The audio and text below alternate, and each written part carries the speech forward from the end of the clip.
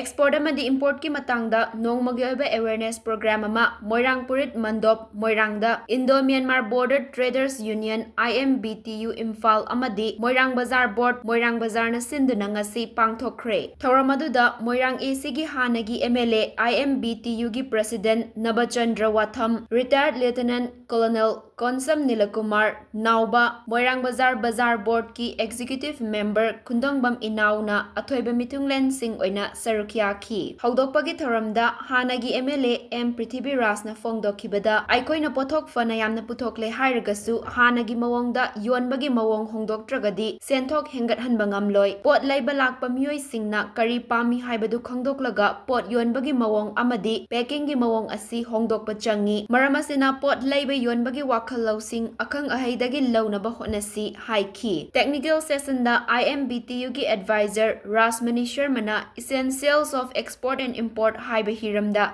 IMBTU ki President W. Nabachandrana, Producer and Documentation of Export and Import, IMBTU ki Secretary General N. Khabana, Industrialization Scheme 2024 haiba hiramda wangangduna sarukya kiba lalol itik pamzaba mioi singda khanghan ki.